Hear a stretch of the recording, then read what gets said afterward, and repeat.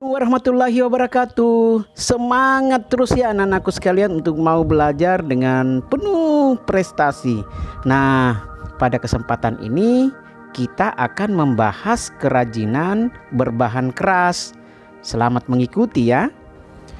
Kerajinan dihasilkan manusia untuk memenuhi kebutuhan keseharian, namun juga dapat digunakan sebagai kepentingan ritual, perlengkapan interior, atau sebagai hiasan biasa. Produk kerajinan sebagai pelengkap ini secara umum dapat kita kelompokkan berdasarkan kegunaannya, yakni untuk memperindah struktur bangunan sebagai nilai tambah dalam penampilan sebuah benda, merupakan pelengkap busana, dan sebagainya. Tentu kalian mengenal hiasan baju ini. Nah, anak-anakku sekalian, ini adalah fungsi hias atau biasa disebut dengan kerajinan fungsi hias. Memiliki fungsi hias artinya dia sebagai pelengkap dari sebuah objek yang akan kita gunakan. Nah, perhatikan detak jam dinding ini. Dengarkan baik-baik. Untuk kerajinan ini disebut sebagai fungsi pakai karena dia digunakan dalam kehidupan sehari-hari. Sebenarnya banyak bahan yang digunakan untuk membuat kerajinan. Di kelas 7 kalian sudah mempelajari banyak sekali bahan-bahan tersebut. Ada yang lunak, ada yang bersifat keras. Aksesoris busana ini kadangkala dipakai wanita pada kegiatan-kegiatan atau kesehariannya. Bentuk-bentuk jenis kerajinan yang dari logam ini sangat beragam.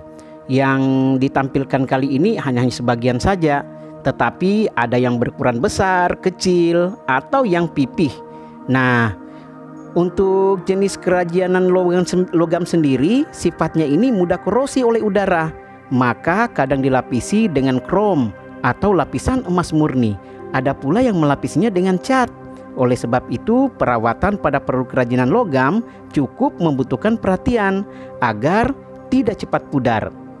Ini juga terbuat dari logam, hanya kalau kita lihat dia sudah bersifat berbahan campuran logam dan kayu. Nah, dalam kehidupan sehari-hari biasanya perpaduan-perpaduan ini sering kita jumpai. Berbagai kerajinan itu memiliki fungsi yang sangat banyak. Contohnya seperti ini. Kalian kenal dengan benda-benda ini? Ya, ini sebenarnya gantungan kunci, tetapi jenis kerajinan seperti ini memiliki nilai informatif. Mengapa dikatakan informatif? Coba kalian lihat dan amati secara seksama. Ini ada yang sifatnya lambang, kemudian ada himbauan untuk mempengaruhi orang lain, atau dapat juga sebagai identitas. Nah, kaca ini secara umum dia memiliki sifat yang transparan. Coba kalian perhatikan tempat piala dan penghargaan ini. Ini adalah jenis kerajinan fungsi pakai yang berfungsi untuk melindungi daripada segala bentuk yang tersimpan di bagian dalam. Nah, sekarang coba perhatikan vas bunga ini. Dia adalah kerajinan fungsi hias. Nah, kalau kita perhatikan bagaimana sih sebenarnya kaca bisa dibentuk dalam berbagai kelopak bunga yang berwarna-warni seperti ini? Tentunya ini akan memerlukan teknik tersendiri. Nah, anak-anakku sekalian, untuk bisa membentuk kaca dengan berbagai variasi dapat dilakukan dengan memuaikan pada suhu yang sangat panas sehingga dapat dibentuk seperti ini. Sifat kaca yang mengkilap inilah yang menjadi dasar dari para pengrajin untuk bisa memanfaatkannya sebagai kerajinan fungsi hias. Sebagai rangka utama, dia terbuat dari kayu. Tetapi coba kita perhatikan sandaran, kemudian penyangga tangan, dan juga untuk alas duduknya. Dia bahan alam atau buatan? Nah, kalian bisa menerka kan bahwa ini adalah berbahan campuran. Kalian mengenal jenis kerajinan ini? Ya, jika di Sulawesi Tenggara, ini adalah jenis talang yang digunakan untuk menyimpan haroa. sebuah acara adat untuk pembacaan doa selamat atau kegiatan Pakande Kandea.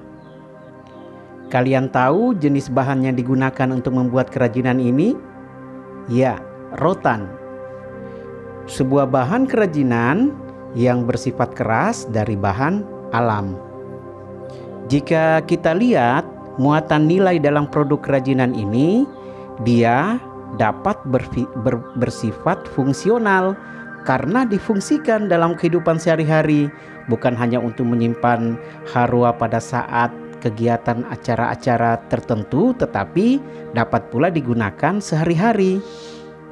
Namun dia memiliki nilai simbolik, artinya dia sifatnya khas, dan tentu ini bersangkut paut dengan nilai budaya setempat.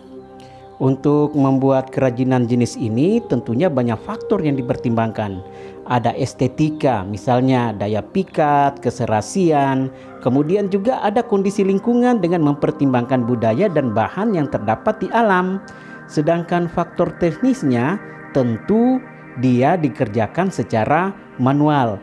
Apakah ini dipasarkan? Iya, dan dia tentu punya semacam hak cipta. Nah, itu adalah faktor ekonomis. Sedangkan faktor ergonomisnya di posisi apakah bahan ini sesuai, kemudian bagaimana praktis digunakan atau terasa nyaman. Nah, secara sains dan teknologi ini memiliki unsur-unsur yang baru. Kalau dulu bahan-bahan seperti ini terbuat dari tembaga, sekarang dialihfungsikan ke rotan. Ya, kalian mengenal kerajinan ini kan? Terbuat dari apa, ayo? Ya, tepat sekali, bambu. Kerajinan berbahan keras yang kedua yang akan kita bicarakan adalah bambu. Bambu ini batangnya kuat, namun akan terjadi pelapukan jika terkena air terus-menerus. Makanya harus dicat sehingga ada lapisan sebagai tahan kedap air. Ruas batang dari bambu inilah yang unik, yang dapat dibuat dalam bentuk-bentuk lain sehingga bisa menarik. Coba perhatikan tekstur batangnya, sangat halus kan? Itulah kenapa hal-hal inilah yang ditonjolkan dalam pembuatan kerajinan jenis ini. Untuk pembuatan bentuknya dapat disayat ataupun bentuk-bentuk utuh yang dipasang secara langsung. Itulah keunikannya, walaupun tanpa diamplas, nampaknya kerajinan jenis ini sudah halus dan mengkilat. Keras alam yang ketiga yaitu jenis kayu. Nah, untuk bahan jenis ini Indonesia memiliki keanekaragaman yang sangat banyak. Coba bayangkan, daerah tropis dengan tumbuhan yang beraneka ragam ini dapat menghasilkan kerajinan-kerajinan yang unik dari beberapa macam seratnya, misalnya jati, mahoni, kayu hitam, dan lain sebagainya. Nah, untuk jenis kerajinan kayu ini ada yang bersifat kerajinan fungsi pakai, ada juga yang bersifat kerajinan fungsi hias. Coba kita perhatikan jam dinding yang terbuat dari papan triplex ini. Nah, dia kan fungsi pakai, tetapi juga bisa sebagai fungsi hias. Tempat tisu ini misalnya, jika seandainya digunakan sebagai menyimpan tisu, dia adalah fungsi pakai. Tetapi melihat hiasan, estetika, kemudian bentuk yang ada pada bahan kerajinan ini, dia juga dapat sebagai fungsi hias. Nah, pernah lihat ini kan? Ya, ini biasanya digunakan untuk memijat. Tetapi coba kita perhatikan cara pembuatannya. Secara teknis, ini menggunakan metode produksi yang handal. Tentu diandalkan adalah tingkat kemahiran manusia dalam mendesain produk-produk seperti ini. Walaupun dia sifatnya fungsi pakai, tetapi keunikan dan struktur yang terbentuk sesuai dengan fungsi yang diinginkan. Jika ini tentunya sebagai fungsi hias, karena mobil-mobilan seperti ini tidak mungkin dikendarai kan. Nah, dia memang digunakan sebagai kerajinan fungsi hias. Siapa yang tidak mengenal ini? Ya, Ini adalah tempurung kelapa. Walaupun ini adalah bahan limbah di pasar-pasar, tetapi bahan ini dapat dibuat sebagai bahan kerajinan. Sekarang kalian bisa menerka apakah ini fungsi hias atau fungsi pakai. Nah, ini memiliki tingkat kerumitan pembuatannya. Coba bayangkan, dengan membuat kerajinan sekecil ini sangat detail dengan bentuk aslinya, tentu membentukkan teknik yang luar biasa. Ini tidak hanya dipertimbangkan faktor sains dan teknologi, tetapi estetika, kondisi lingkungan, ekonomi supaya bisa terjual, dan teknis sangat dipertimbangkan. Nah, siapa yang sudah pernah ke Bali? Ini oleh-olehnya Pak Guru waktu ke Bali, tetapi dia terbuat dari kayu. Coba bayangkan, dengan desain yang sangat sederhana namun memiliki keunikan yang tinggi, harga jualnya pun bisa laku di pasaran. Nah, itulah kenapa sebuah kerajinan memiliki fungsi ekonomis.